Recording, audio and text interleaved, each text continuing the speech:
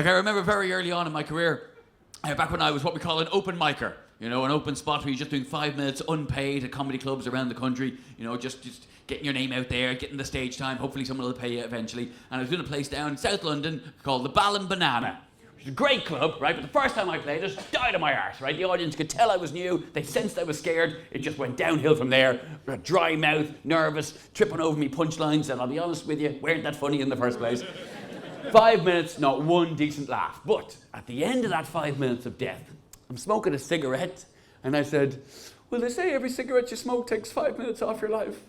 It's just a shame you don't get to choose which 5 minutes. And that got a round of applause. Seriously.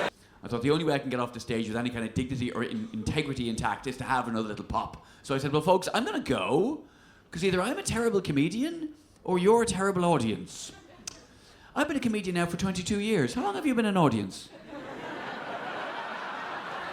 But that's a ballsy way to open a show, isn't it? 2 stories about me dying on my arse. That's going to win over the new fans. Are you sure about this? This is what we came out on a Saturday night to see.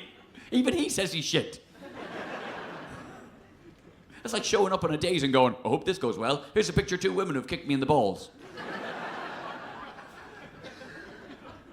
Why would you have that picture? That's the stupidest bit of that. But when you got something like, I don't know, the Olympics or the Commonwealth Games, and you got like 7 blokes running as fast as they can in a straight line for roughly 10 seconds, and you go up to the guy who went fractionally faster than the rest of them, what greater truth do you seek? Seriously, what do you want to know? I appreciate your journalistic instincts, but what do you want the guy to tell you? Can you talk us through the race? I ran faster than the rest of them.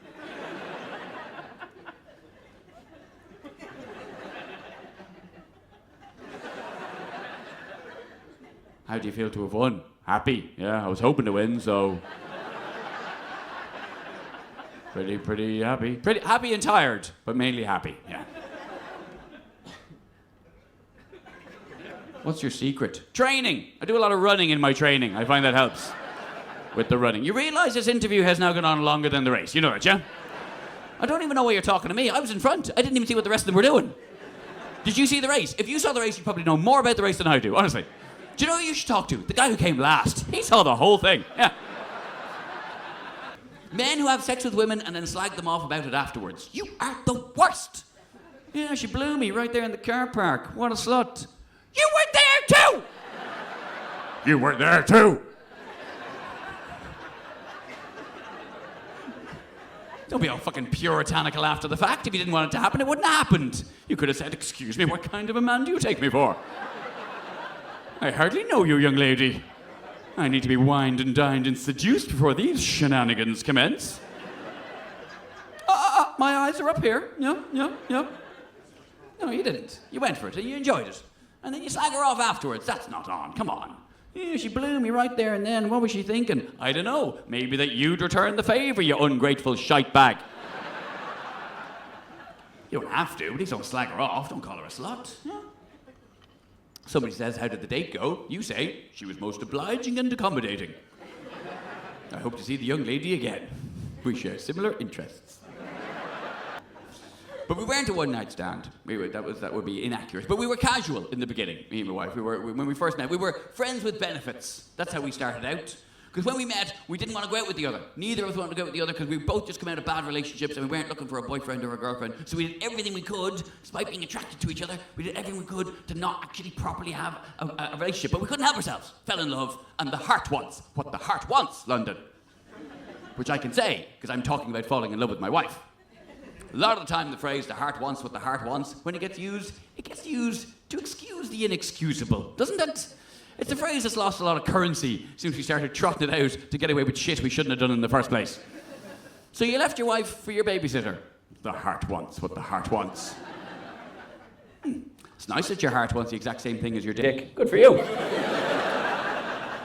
Aren't your bodily organs in sync? He says, can you pinpoint the moment you fucked up a date?